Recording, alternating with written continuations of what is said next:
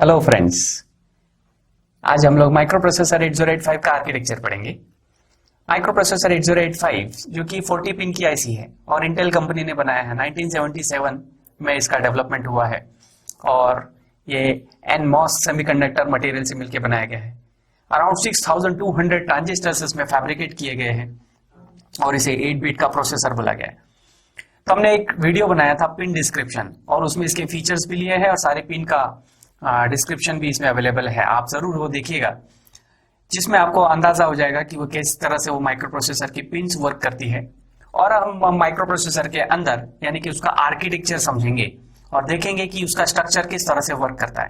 इसे 8 बिट का प्रोसेसर बोला गया है और काफी पॉपुलर प्रोसेसर है। आज भी बहुत सारी यूनिवर्सिटीज में, बहुत सारे कोर्सेज में इसको पढ़ाया जाता है और अब हम इसको डिटेल में देखेंगे। आइए, तो चलिए अब हम लोग माइक्रो प्रोसेसर का आर्किटेक्चर समझेंगे। आपके सामने एक डायग्राम है। यह है माइक्रो प्रोसेसर 8085 का इंटरनल स्ट्रक्चर यानी कि आर्किटेक्चर। इस आर्किटेक्चर में सबसे पहले ध्यान से देखते हैं कि कौन कौन से पॉइंट्स हैं। एक बॉक्स देख रहे हैं, इंटरप्ट कंट्रोल, और उसमें कुछ पिन्स निकली हुई है। INTA बार, INTR, RST 5.5, RST 6.5, RST 7.5, trap जिसका दूसरा नाम RST 4.5। ये पिन्स का एक्सप्लेनेशन वैसे हमने पिन डायग्राम के एक वीडियो में लिया हुआ है और अभी हम लोग फिर से यहाँ पर एक बार और देखेंगे। उसके अलावा सीरियल आईओ कंट्रोल, जहाँ पर पिन है SOD SID, तो टोटल यहाँ पर हो गई 6 पिन और यहाँ 8 पिन हो गई है। पावर सप्लाई की 2 पिन है, VCC और ग्राउंड, जिसके थ्रू म्यूपी को पावर सप्लाई प्रोवाइड करते हैं। 10 पिन हो गई, 11, 12, 13, 14, 15, 16, 17, 18, 19, 20, 21, 22, 23, 24। 24 के बाद में यहाँ 8 पिन है, A8 to A15, 32 और AD7 to AD0 में 8 पिन है। इस तरह से टोटल 40 पिन की आईसी है ये। तो इंटेल ने ये 40 पिन का स्ट्रक्चर जो बनाया है, अब हम इसका इंटरनल आर्किटेक्चर देखते हैं। तो स्टार्ट करेंगे हम लोग इंटरप्ट कंट्रोल से। माइक्रो प्रोसेसर में इंटरप्ट का काफी यूज होता है। जब कभी कोई बाहर से कोई दूसरा डिवाइस म्यूपी को कोई टास्क परफॉर्म करवाना चाहता है तो वो म्यूपी को एक इंटरप्ट सिग्नल भेजता है। तो यहाँ पर इंटरप्ट रिसीव करने के लिए माइक्रो प्रोसेसर के पास पिन है INTR, RST 5.5, RST 6.5, RST 7.5 and trap, जिसमें ट्रैप का दूसरा नाम है RST 4.5 भी इसको बोला जाता है। ये इनपुट पिन्स है और यहाँ पर प्रायोरिटीज होती है, जिसमें ट्रैप सबसे हाईएस्ट प्रायोरिटी का इंटरप्ट है और INTR सबसे लोएस्ट प्रायोरिटी का इंटरप्ट है। सीक्वेंस में दिया हुआ है। अब एग्जैक्टली इंटरप्ट क्या होता है? सपोज बाहर से कोई डिवाइस अगर म्यूपी से कोई टास्क परफॉर्म कराना चाहता है तो वो म्यूपी को एक इंटरप्ट सिग्नल भेजेगा। म्यूपी को जैसे ही इन पिन्स के ऊपर इंटरप्ट सिग्नल मिलता है तो माइक्रो प्रोसेसर अपना करंट ऑपरेशन जो भी परफॉर्म कर रहा था उसको वहीं पर स्टॉप कर देता है और एक इंटरप्ट एक्नॉलेजमेंट यानी कि INTA बार, इंटरप्ट एक्नॉलेजमेंट INTA बार, जिसके पिन के नाम के ऊपर बार लगा हुआ है, it is called low level signal. Low level signal का मतलब है कि जब ये एक्टिव होगा तो 0 ट्रांसफर करेगा और ये 0 भेजकर माइक्रो प्रोसेसर उस डिवाइस को इंफॉर्मेशन देता है कि म्यूपी अब इंटरप्ट हो चुका है और अब एक सब प्रोग्राम रन करने के लिए रेडी है। तो माइक्रो प्रोसेसर अपना करंट ऑपरेशन जो परफॉर्म कर रहा था उसको वहीं पर स्टॉप कर देता है और उस डिवाइस के लिए एक सब प्रोग्राम रन करता है, जिसको बोलते हैं इंटरप्ट सर्विस रूटीन या फिर इंटरप्ट सर्विस सब रूटीन भी बोला जाता है उसको। इंटरप्ट में प्रायोरिटीज होती है। सपोज अगर 2 इंटरप्ट या 2 से ज्यादा इंटरप्ट एक साथ आ जाते हैं तो माइक्रो प्रोसेसर उसमें प्रायोरिटी चेक करता है कि किसकी प्रायोरिटी हाई है। फॉर एग्जाम्पल, अगर ट्रैप RST 7.5 और RST 6.5 के ऊपर एक साथ अगर इंटरप्ट आ गया तो माइक्रो प्रोसेसर ट्रैप के लिए एक सब प्रोग्राम रन करेगा, क्योंकि ट्रैप की प्रायोरिटी हाई है as compare to RST 7.5 and RST 6.5। तो इस तरह से माइक्रो प्रोसेसर इंटरप्ट को हैंडल करने के लिए एक इंटरप्ट कंट्रोल यूनिट दिया हुआ है जो सारा इंटरप्ट हैंडलिंग का काम यहाँ पे करता है। इसमें से INTR, RST 5.5, 6.5 और RST 7.5 these are called maskable interrupt। इसका मतलब है हम इनको डिसेबल करके रख सकते हैं। मास्केबल इन्हें जिनको डिसेबल करके रखा जा सकता है, but trap is called non maskable, इसको डिसेबल करके हम नहीं रख सकते। डिसेबल करने के लिए इंस्ट्रक्शंस के थ्रू हम लोग डिसेबल करते हैं। सिम SIM सिम नाम का इंस्ट्रक्शन है जो हम लोग इंस्ट्रक्शन सेट में पढ़ेंगे। वहां से देखेंगे कि किस तरह से हम लोग मास्केबल इंटरप्ट को इनेबल और डिसेबल करके रख सकते हैं। But trap is called non maskable, इसको डिसेबल करके नहीं रख सकते। बट फिर भी अगर हमको इसको डिसेबल करना है तो एक एक्सटर्नल सर्किट हमको इंटरफेस करनी होती है जिसके थ्रू हम लोग ट्रैप को डिसेबल करके रखा जा सकता है। और INTA बार एक लो लेवल सिग्नल है। जब कभी म्यूपी इंटरप्ट होगा तो उस डिवाइस को एक एक्नॉलेजमेंट ट्रांसफर होकर पता चलता है कि म्यूपी अब इंटरप्ट हो चुका है और एक सब प्रोग्राम रन करने वाला है। आइए नेक्स्ट देखेंगे serial control. Micro processor serial और पैरेलल दोनों तरह से डेटा ट्रांसफर कर सकता है। सीरियल डेटा ट्रांसफर करने के लिए पिन है SOD जिसके थ्रू सीरियली डेटा आउट होता है। यहाँ पर सिर्फ एक बिट बाहर भेजा जा सकता है एट ए टाइम, आइदर 1 और 0। उसी तरह से सीरियली डेटा रिसीव करने के लिए पिन है SID सीरियल इनपुट डेटा। यहां से भी हम एक बार में सिर्फ एक ही सिग्नल रिसीव कर सकते हैं, या तो 1 और 0। तो सीरियल IO कंट्रोल, यहां से हम सीरियली डेटा आउट करते हैं और SID पिन से सीरियली डेटा रिसीव करेंगे। सीरियली डेटा से बाहर भेजने के लिए इंस्ट्रक्शन है SIM SIM set interrupt mask जिसके थ्रू हम लोग एक एक बिट बाहर भेजते हैं। और सीरियली डेटा रिसीव करने के लिए हम लोग इंस्ट्रक्शन पढ़ेंगे RIM RIM receive interrupt mask जिसके थ्रू, या रीड इंटरप्ट मास्क जिसके थ्रू हम लोग सीरियली डेटा रिसीव करते हैं। नाउ आगे देखिए, यहां पर एक बड़ी सी लाइन दिख रही है, it is called eight bit internal data bus. यहां डबल लाइन ड्रॉ किया हुआ है, इसका मतलब ये पैरेलल लाइंस है, और क्रॉस करके उसका साइज लिखा हुआ है कि इसके अंदर पैरेलल कितने वायर्स है, 8 वायर्स, जिसके थ्रू एट ए टाइम हम लोग 8 बिट का डेटा ट्रांसफर कर सकते हैं। नाउ नेक्स्ट 8 बिट का यहां पर एक्यूमुलेटर दिया हुआ है। ये एक 8 फ्लिप फ्लॉप से मिलकर बना हुआ रजिस्टर है। जैसे कि हमने इससे पहले भी डिस्कस किया था एक वीडियो में बेसिक डिजिटल कंसेप्ट में, कि फ्लिप फ्लॉप एक बिट का एक फ्लिप फ्लॉप एक बिट को स्टोर करता है। जैसे कि यहां 8 फ्लिप फ्लॉप है तो इस तरह से 8 फ्लिप फ्लॉप 8 बिट का डेटा स्टोर करेंगे। For example 1 0 1 0 1 0 1 0. 8 flip-flop can store 8-bit data. So it means one flip-flop can store only 1-bit data. तो ये एक 8 बिट का मिलकर एक मेमोरी बैंक है जिसको 1 बाइट का बोला जाएगा। 8 बिट मीन्स होता है 1 बाइट। एक्यूमुलेटर इसको नाम दिया गया है और इसे माइक्रो प्रोसेसर के अंदर है ये मेमोरी का बैंक, इसलिए इसको रजिस्टर बोला जाता है। तो नाम है एक्यूमुलेटर। एक्यूमुलेटर नाम इसलिए दिया है क्योंकि इसे बोला जाता है डिफॉल्ट रजिस्टर। ऐसे बहुत सारे ऑपरेशन है जो इसके थ्रू डायरेक्ट होते हैं, यानी कि बाय डिफॉल्ट यहीं से होती है। वो हम अभी आगे देखेंगे कि कौन कौन से रीजन से इसको एक्यूमुलेटर बोला गया है। आगे दिया हुआ है एक बॉक्स बना हुआ है जिसका नाम है temporary register. Again it is called register और ब्रैकेट में लिखा हुआ है 8। इसका मतलब है कि यहाँ पर 8 फ्लिप फ्लॉप्स है and 1 flip flop can store 1 bit data. मैंने इसे शेडेड किया हुआ है। यहाँ पर शेडेड इसलिए किया हुआ है क्योंकि ये टेम्परेरी रजिस्टर है, इसका कंट्रोल हमारे हाथ में, यानी कि यूजर के पास इसका कंट्रोल नहीं होता। माइक्रो प्रोसेसर अपने इंटरनल ऑपरेशन के दौरान इस टेम्परेरी रजिस्टर का यूज करता है। हम इसमें अपने तरफ से डेटा स्टोर नहीं कर सकते, बट एक्यूमुलेटर में हम अपने तरफ से डेटा स्टोर कर सकते हैं। इसमें हम डेटा स्टोर भी कर सकते हैं और इसमें से डेटा हम बाहर निकाल भी सकते हैं। इसके लिए इसके ऊपर के जो डेटा बस आप देख रहे हैं वो है बाय डायरेक्शनल और साइज है 8 बिट, यानी कि मैक्सिमम हम इसमें 8 बिट का ही डेटा स्टोर कर सकते हैं और इसमें से 8 बिट डेटा निकाल सकते हैं। उसके बाजू में दिया हुआ है फ्लैग रजिस्टर, इसका भी साइज है 8 बिट। ये 8 फ्लिप फ्लॉप यहां पर भी है, बट यहां हम डेटा स्टोर नहीं करते हैं बल्कि ALU में होने वाले रिजल्ट का स्टेटस यहां पर फ्लैग रजिस्टर में स्टोर होता है। तो इसीलिए पहले हम लोग समझेंगे कि ALU क्या चीज है। ALU फुल फॉर्म है अर्थमेटिक लॉजिक यूनिट। अर्थमेटिक जहां पर होता है एडिशन एंड सब्ट्रैक्शन, क्योंकि ये पुराना प्रोसेसर था जहां पर मल्टीप्लिकेशन और डिवीजन उस समय फैसिलिटी नहीं थी इसमें, तो यहां पर बेसिक फंक्शन होते थे ओनली एडिशन एंड सब्ट्रैक्शन। और फिर हम एडिशन का ही यूज करके मल्टीप्लिकेशन भी करते थे और सब्ट्रैक्शन का यूज करके हम लोग डिवीजन का ऑपरेशन परफॉर्म करते थे। तो बेसिक ALU यूनिट है जिसका साइज है 8 बिट।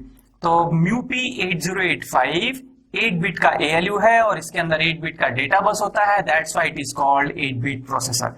अक्सर वाइवा में पूछा जाता है कि why MUPI 8085 is called 8 bit processor, तो उसका सिंपल सा आंसर होगा कि MUPI 8085 having 8 bit ALU and 8 bit data bus, that's why it is called 8 bit processor. तो इस तरह से हमेशा जब भी कोई किसी प्रोसेसर का साइज पूछा जाता है तो डेफिनेटली वो उसके साइज उसके डेटा बस के ऊपर और उसके एएलयू पे डिपेंड करता है, और वो हमेशा दोनों सेम होते हैं। तो जब कभी माइक्रो प्रोसेसर में अर्थमेटिक या लॉजिकल ऑपरेशन परफॉर्म होंगे, तो लॉजिकल में ऑपरेशन होते हैं ANDing, ORing, XORing, inverting and rotating. इतने ऑपरेशंस लॉजिकल ऑपरेशन परफॉर्म होते हैं और सभी के सभी 8 बिट के होते हैं। एट ए टाइम ये 8 बिट का कर सकता है, पर अगर मुझे 16 बिट का कोई ऑपरेशन परफॉर्म करना है तो इसमें मुझे 2 बार में करवाना होगा। 24 बिट करना है तो 3 बार में इसके अंदर ऑपरेशन परफॉर्म होंगे। तो देखिए, एएलयू का एक इनपुट आ रहा है एक्यूमुलेटर से और एएलयू का दूसरा इनपुट आ रहा है टेम्पररी रजिस्टर से। एक्यूमुलेटर में हमको डेटा स्टोर करने की फैसिलिटी है, हम अपने तरफ से डेटा इसमें पुट कर सकते हैं और वो भी 8 बिट का। बट टेम्पररी रजिस्टर में हम लोग अपने तरफ से डेटा पुट नहीं कर सकते, तो दूसरा डेटा टेम्पररी रजिस्टर में या तो वो मेमोरी से फेच करके लाया जाता है या फिर जनरल पर्पस रजिस्टर से फेच किया जाता है। यहां भी हम लोग इसके बारे में भी समझेंगे कि ये जनरल पर्पस रजिस्टर क्या है। फिलहाल यहां देख लीजिए कि जनरल पर्पस रजिस्टर में रजिस्टर्स के नाम है B, C, D, E, H, L. These are the 8 bit general purpose registers, जिसका सबका साइज फिक्स है 8 बिट, जिनके नाम भी फिक्स है B, C, D, E, H, L. उसके ऊपर में 2 रजिस्टर्स के नाम है डब्ल्यू, जेड और जिनको शेडेड किया हुआ है। इसका मतलब है कि ये टेम्पररी रजिस्टर है, मैंने यहां पर ऊपर लिखा हुआ है डब्ल्यू, जेड टेम्पररी रजिस्टर।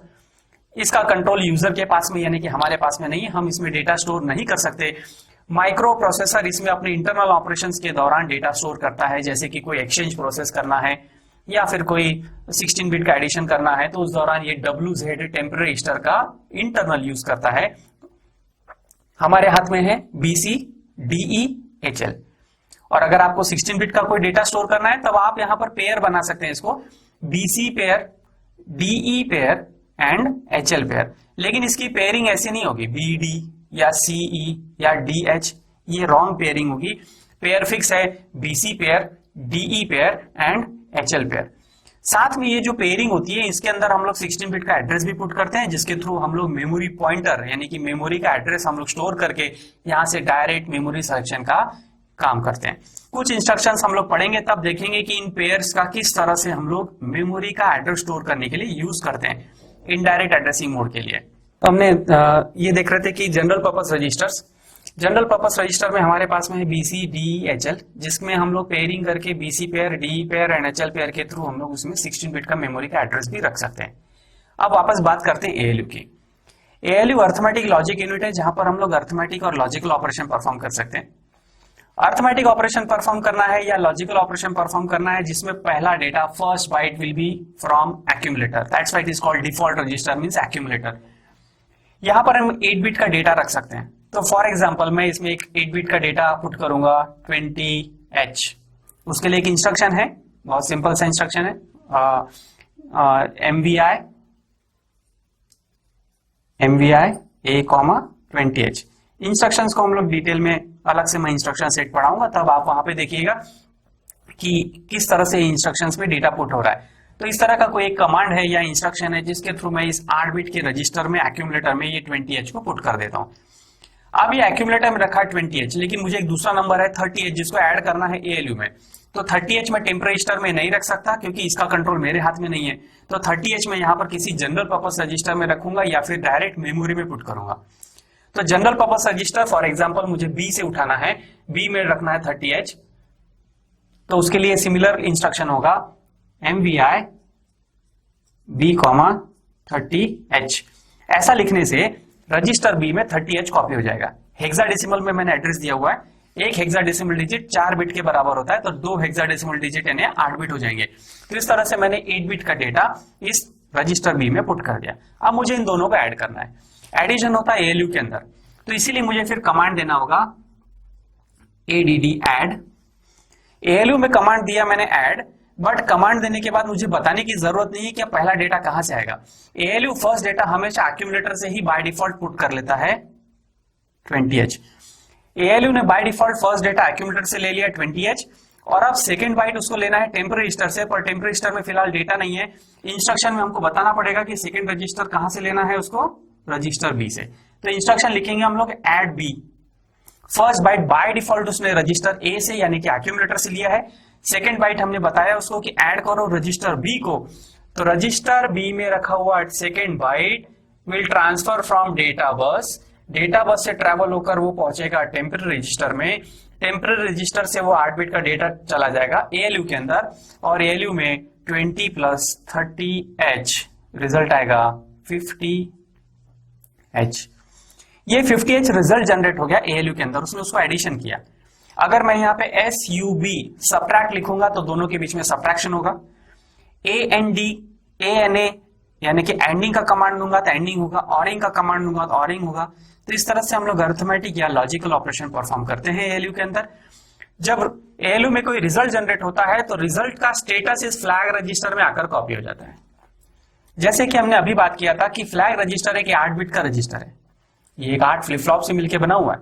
इसके अंदर 8 में से 5 फ्लैग्स यानी कि 5 फ्लिप फ्लॉप एएलयू में होने वाले रिजल्ट का स्टेटस शो करते हैं। तो एएलयू में जो भी रिजल्ट आया है, फॉर एग्जांपल 50H आया है, तो उसका स्टेटस इस फ्लैग रजिस्टर में कॉपी हो जाएगा। हमने इसके ऊपर एक स्पेशल वीडियो बनाया है फ्लैग रजिस्टर के ऊपर, जब आप डिटेल में देखेंगे कि किस तरह से एएलयू में होने वाला स्टेटस यानी कि रिजल्ट का स्टेटस इस फ्लैग रजिस्टर में कॉपी होता है। नाउ एएलयू में जो भी रिजल्ट जनरेट हुआ इस डेटा बस के थ्रू बाहर निकलेगा, और इस डेटा बस से होते हुए बाय डिफॉल्ट वो एक्यूमुलेटर में आकर स्टोर हो जाता है। पर एक्यूमुलेटर में पहले से ही एक डेटा रखा हुआ है 20H, बट एएलयू से जो डेटा निकलेगा 50H वो बाय डिफॉल्ट पुराने डेटा के ऊपर नया डेटा ओवरराइट हो जाएगा, और पुराना डेटा 20H लॉस्ट हो जाता है, और ये नया रिजल्ट 50H उसके ऊपर ओवरराइट हो जाएगा। तो इस तरह से एएलयू का एक ऑपरेशन यहाँ पर कंप्लीट होगा। और कंटिन्यूसली अगर हम लोग आगे का भी देखते हैं कि मेमोरी में किस तरह से अब मेमोरी से एएलयू में किस तरह से डेटा आएगा और अरिथमेटिक ऑपरेशन परफॉर्म होगा, ये देखेंगे। फॉर एग्जाम्पल मैंने फर्स्ट बाइट रखा है एक्यूमुलेटर में और अब सेकेंड बाइट रखा हुआ है मेमोरी में, तो उस समय मुझे इंस्ट्रक्शन लिखना होगा ADD add M का मतलब है मेमोरी, और उस मेमोरी का एड्रेस हम HL पेयर में उस समय रखते हैं। और वो कैसे होता है वो इंस्ट्रक्शन सेट हम डिटेल में जब पढ़ेंगे तब आप वहां पे देखिएगा इंस्ट्रक्शन सेट के दौरान। तो first byte will come from accumulator and second byte will come from memory. तो मेमोरी से डेटा हम लोग जैसे माइक्रो प्रोसेसर के बाहर अब मेमोरी इंटरफेस करते हैं, तो मेमोरी से डेटा माइक्रो प्रोसेसर से फेच करके सीधा टेम्पररी रजिस्टर में आएगा, और टेम्पररी रजिस्टर से होते हुए एएलयू में जाएगा। एएलयू में होगा उसका एडिशन या अरिथमेटिक ऑपरेशन। रिजल्ट जो भी आता है उसका स्टेटस कॉपी होता है फ्लैग रजिस्टर में, और साथ में रिजल्ट वापस कॉपी हो जाएगा एक्यूमुलेटर में।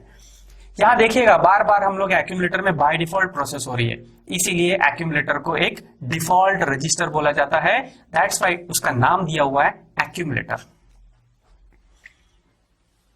चलिए आगे देखेंगे आईआर का क्या यूज है, इंस्ट्रक्शन रजिस्टर का क्या यूज है। यहां आईआर का फुल फॉर्म है इंस्ट्रक्शन रजिस्टर, ब्रैकेट में लिखा हुआ है 8 बिट, और उसके नीचे लिखा है 8⁻²56 और इंस्ट्रक्शन डिकोडर। तो इसको समझ लेते हैं कि किस तरह से यूज होता है। माइक्रो प्रोसेसर में जो भी प्रोग्राम एग्जीक्यूट होगा वो यहां होता है इंस्ट्रक्शन रजिस्टर और इंस्ट्रक्शन डिकोडर में। पर ये प्रोग्राम रखा कहां जाता है? प्रोग्राम स्टोर होता है मेमोरी में। माइक्रो प्रोसेसर के बाहर हम लोग मेमोरी इंटरफेस करते हैं। ये मेमोरी मैक्सिमम आप 64 KB की इंटरफेस कर सकते हैं। जैसे कि रैम, मैं एक छोटा सा डायग्राम यहां पे बनाता हूं मेमोरी का, और मेमोरी का हर एक ब्लॉक 8 फ्लिप फ्लॉप से मिलकर बना होता है, 8 बिट का। फॉर एग्जांपल ये एक 64 किलोबाइट की मेमोरी है जिसका ये फर्स्ट लोकेशन है। फर्स्ट लोकेशन का हेक्साडेसिमल में एड्रेस हम लोग देखेंगे तो वो होगा 0000H, सेकेंड एड्रेस होगा 0001H, third address will be 0002H, और सिमिलरली लास्ट मेमोरी लोकेशन का एड्रेस होगा FFFFH। ये 16 बिट का एड्रेस है मेमोरी का, जिससे हम लोग इसमें एक मेमोरी लोकेशन में 8 बिट का डेटा स्टोर कर सकते हैं। तो सपोज मुझे कोई प्रोग्राम एग्जीक्यूट कराना है तो वो पहले प्रोग्राम मैं मेमोरी में सेव करूंगा, और उसके इंस्ट्रक्शन फॉर एग्जांपल अभी के लिए ले लेते हैं ABCD-। अब इस प्रोग्राम को मुझे माइक्रो प्रोसेसर के अंदर एग्जीक्यूट करना है। तो देखिए प्रोग्राम का जो फर्स्ट इंस्ट्रक्शन है उसका एड्रेस है 0000। ये एड्रेस बाय डिफॉल्ट मुझे फिर पुट करना पड़ेगा रजिस्टर पीसी में। ये पीसी एक स्पेशल फंक्शन रजिस्टर है या स्पेशल पर्पस रजिस्टर है, यहां हमने लिखा हुआ है कि these are the general purpose registers and special purpose registers. तो पीसी फुल फॉर्म है program counter, it is a 16 bit register. इसका फ्लिप फ्लॉप 16, यहां 16 फ्लिप फ्लॉप है। इसमें बाय डिफॉल्ट वैसे 0000 होता है, लेकिन अगर नहीं है तो हमको यहां पर पुट करना पड़ेगा 0000H। 0000H पुट करने के बाद पीसी एक 16 बिट का एड्रेस ट्रांसफर करेगा एड्रेस बफर के थ्रू। एड्रेस बफर से यहां से 8 बिट का डेटा निकलता है 00H, 8 बिट है ना, अपर 8 बिट A8 to A15 बस है, और लोअर बिट है A0 to A7, यहां से भी निकलेगा 00H। यहां से 16 बिट का डेटा बाहर निकला जो कि 8 बिट में डिवाइड हो गया। 16 बिट निकला, लोअर 8 बिट चले गए A0 to A7 और अपर 8 बिट आ गए A8 to A15। इस तरह से 0000H ये दोनों में मिलकर 16 बिट का एड्रेस बनाया और एक फर्स्ट लोकेशन का सिलेक्शन करते हैं। इस फर्स्ट लोकेशन से इंस्ट्रक्शन का कोड, ये जो इंस्ट्रक्शन का कोड है ये 8 बिट के डेटा बस के थ्रू निकलेगा और वापस इसी बस से, यानी कि अब ये data bus D0 to D7 काम करता है, तो D0 to D7 बस के थ्रू एड्रेस डेटा बफर में और एड्रेस डेटा बफर से कॉमन बस के थ्रू सीधा इंस्ट्रक्शन रजिस्टर में आ जाता है।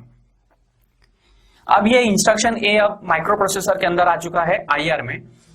IR से वो ट्रांसफर होता है 8:256 डिकोडर में, क्योंकि इसका साइज है 8 बिट और 8 बिट यहां पर आ गया 8:256 डिकोडर में।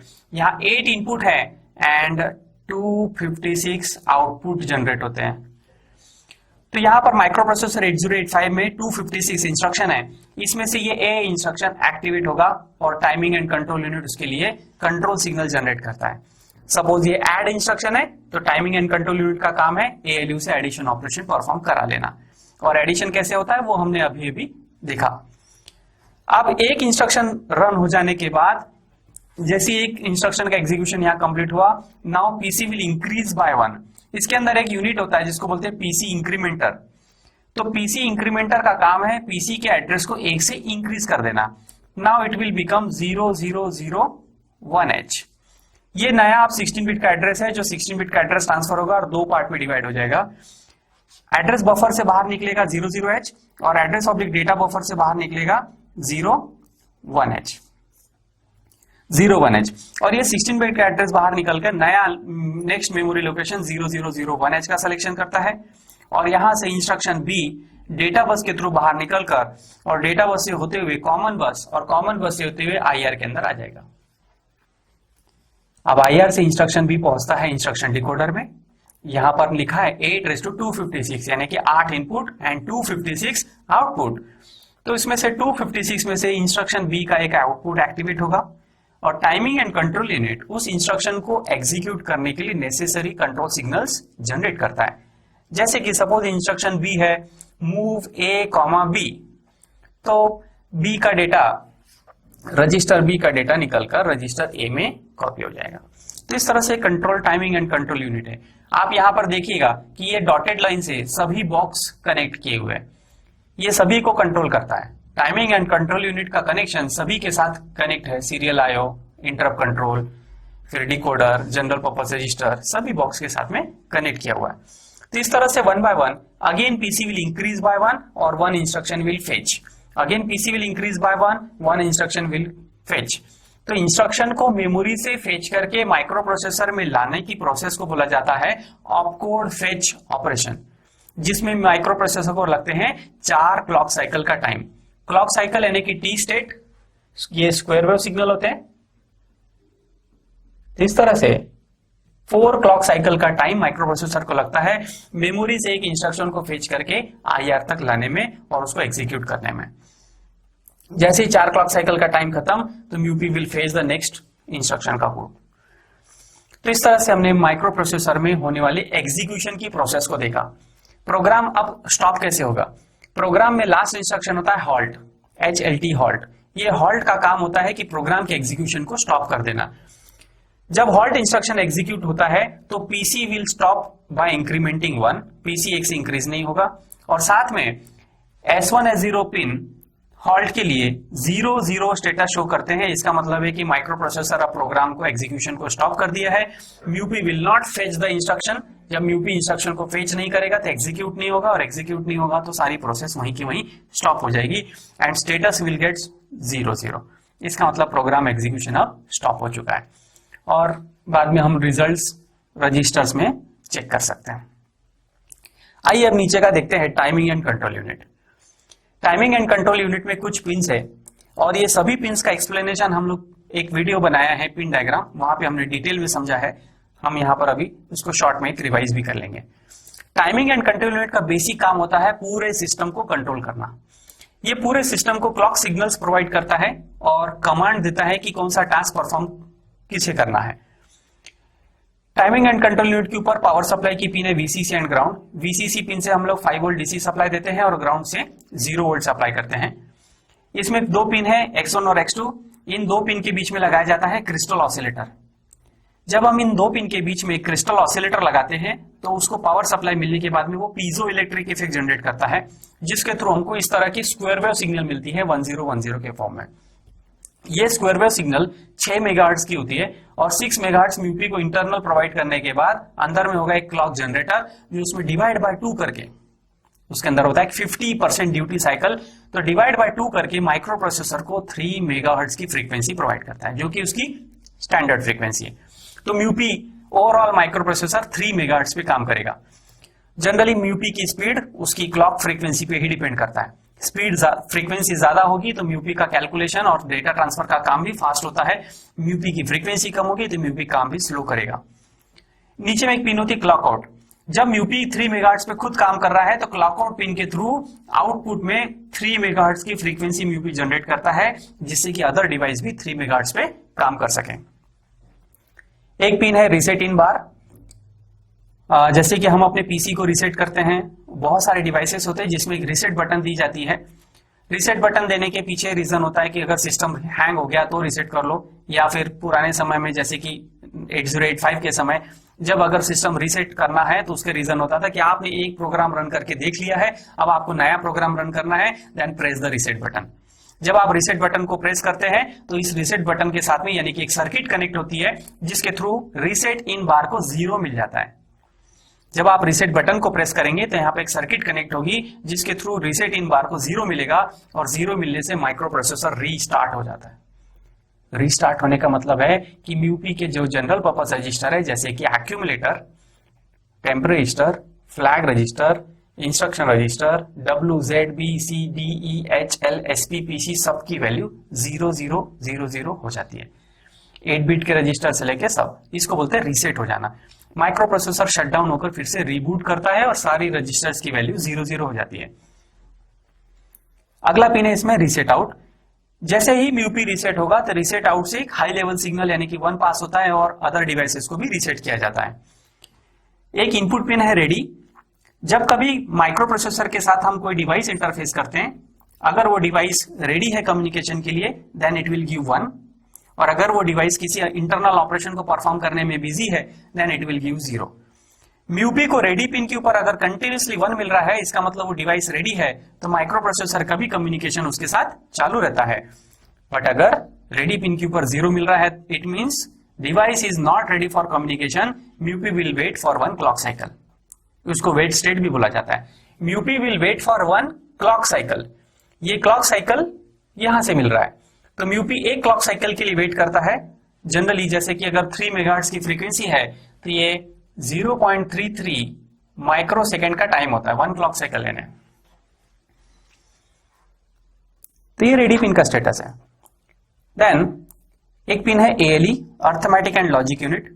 इस ALE के थ्रू हम लोग इसके साथ बाहर कनेक्ट करते हैं, माइक्रो प्रोसेसर के बाहर कनेक्ट करते हैं हम लोग एक लैच। एड्रेस बस और डेटा बस को सेपरेट करने के लिए यूज किया जाता है, और उस लैच को इनेबल डिसेबल करने के लिए पिन यूज होती है ALE। तो लैच का जो इनेबल पिन है उसको हम लोग ALE के साथ इंटरफेस कर देंगे। ये एक हाई लेवल सिग्नल है, यहां से जब एक्टिव होगा तो 1 बाहर निकलेगा और वो 1 से लैच इनेबल होगा। जैसे ही लैच इनेबल हो जाता है तो यहाँ पर A7 to A0 एड्रेस इस बस में से ट्रांसफर होगा और उस लैच में से बाहर निकल जाएगा। तो लैच का काम है इनपुट से डेटा लेना और आउटपुट में ट्रांसफर कर देना। तो लैच को इनेबल करने का काम करेगा ALE, और जब ALE पिन के ऊपर 1 आता है तो A7 टू A0 बस के थ्रू एड्रेस पास होता है, और लैच के ऊपर 0 आने से लैच होता है डिसेबल, और डिसेबल हो जाने के बाद फिर D0 to D7 data bus से दूसरी पाथ से फॉलो हो जाता है, पास हो जाता है। तो वो हम लोग एक डायग्राम में इसको समझेंगे डिटेल में। S1 S0 these are the status pin. जब कभी म्यूपी हॉल्ट स्टेट में है, अगर कोई ऑपरेशन परफॉर्म नहीं कर रहा है, देन इट विल शो 0 0। लेकिन अगर माइक्रो प्रोसेसर राइटिंग परफॉर्म कर रहा है, यानी म्यूपी डेटा अगर मेमोरी में भेज रहा है, इसको बोलते हैं मेमोरी राइट, उस समय ये स्टेटस दिखाता है S1 S0 S1 है, तब यहां पर आ जाएगा 1 0 राइटिंग के लिए, 0 1 for reading and 1 1 for opcode fetch operation. अगर 1 1 है तो उस समय वो ऑपकोड फेच, यानी कि मेमोरी से जब कोड फेचिंग की प्रोसेस होती है, then it is called opcode fetch operation, और तब वो 1 1 स्टेटस शो करता है। तो इसको हमने पिन डायग्राम में डिटेल में एक्सप्लेन किया हुआ है, आप वो वीडियो भी एक बार रेफर कीजिएगा। अगली पिन है IO ऑब्लिक M बार। इस पिन का काम है IO या मेमोरी का सिलेक्शन करना। यहां पर M के ऊपर बार लगा हुआ है, इसका मतलब ये M memory low level signal है। 1 देने से IO का सिलेक्शन होता है और 0 से मेमोरी का सिलेक्शन होगा। अगली 2 कंट्रोल पिन है RD bar and WR bar. RD बार का फुल फॉर्म है रीडिंग, इससे हम माइक्रो प्रोसेसर रीडिंग का काम करता है। मेमोरी से डेटा अगर मुझे रीड करना है तो RD बार के ऊपर 0 आएगा, मेमोरी में डेटा राइट करना है तो WR बार पे 0 आएगा। माइक्रो प्रोसेसर कभी भी रीडिंग या राइटिंग एक साथ नहीं कर सकता, तो वो या एक बार में कोई एक ही टास्क परफॉर्म होगा, आइदर रीडिंग और राइटिंग। रीडिंग करते समय RD bar will be 0 and WR bar will be 1। Writing करते समय WR bar will be 0 and RD bar will be 1। Next है HLDA एंड होल्ड। ये DMA ऑपरेशन परफॉर्म करने के लिए 2 पिन यूज होती है। जब कभी माइक्रो प्रोसेसर के साथ हम लोग मेमोरी और IO इंटरफेस करते हैं, और IO और मेमोरी आपस में फास्ट कम्युनिकेशन करना चाहते हैं, यानी कि डायरेक्ट एक्सेस करना चाहता है कोई डिवाइस मेमोरी को, तब हम लोग एक IC इंटरफेस करते हैं, उसको बोलते हैं DMA ऑपरेशन।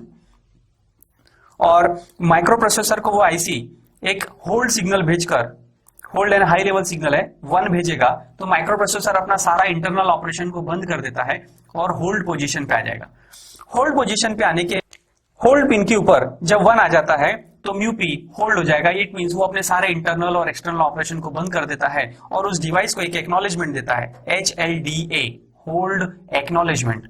और इस एक्नॉलेजमेंट से उस डिवाइस को इंफॉर्मेशन मिलती है कि माइक्रो प्रोसेसर ने अपने सारे इंटरनल एक्सटर्नल ऑपरेशन बंद कर दी है और वो म्यूपी के सिस्टम बस को एक्सेस कर सकता है। सिस्टम बस यानी कि 3 बसेस होती है, जिसमें से एक होता है डेटा बस, एड्रेस बस, और तीसरा होता है कंट्रोल बस। तब DMA ऑपरेशन परफॉर्म करने के लिए वो IC म्यूपी के सिस्टम बस को यूज करेगा। तो इस तरह से ये 2 पिन का यूज है। तो ओवरऑल बेसिक क्या यूज है, होल्ड पिन के ऊपर 1 आने से mu P will hold the buses, and जब म्यूपी होल्ड हो जाता है तो एक एक्नॉलेजमेंट देगा HLDA is equal to 1। Hold pin पे 0 आने से म्यूपी होल्ड से बाहर आता है और वेकअप कंडीशन होने के बाद अपने सारे इंटरनल ऑपरेशन जो उसने स्टॉप करके रखे थे उसको वापस स्टार्ट कर देता है। म्यूपी को होल्ड से बाहर लाने के 3 तरीके हैं। एक, रीसेट इन बार के ऊपर अगर 0 आ गया तो म्यूपी रीस्टार्ट होगा, वेकअप होगा और होल्ड पिन से बाहर, होल्ड स्टेट से बाहर आ जाएगा। दूसरा होता है म्यूपी को अगर कोई इंटरप्ट सिग्नल आ गया तो इंटरप्ट सिग्नल आने से भी म्यूपी इंटरप्ट होता है, वेकअप होता है और होल्ड स्टेट से बाहर आ जाता है। और तीसरा है खुद होल्ड पिन के ऊपर 0, अगर होल्ड पे 0 आ गया तो भी म्यूपी होल्ड स्टेट से बाहर आ जाएगा। तो इस तरह से हमने पूरा 40 पिन का स्ट्रक्चर देखा और देखा कि किस तरह से ये micro processor internally operation perform करता है। इसके अलावा भी हम लोग माइक्रो प्रोसेसर के आर्किटेक्चर के भी कुछ डिटेल्स में अब हम लोग आगे कुछ वीडियोस बनाएंगे या उसमें देखेंगे कि म्यूपी का स्ट्रक्चर किस तरह से काम कर रहा है।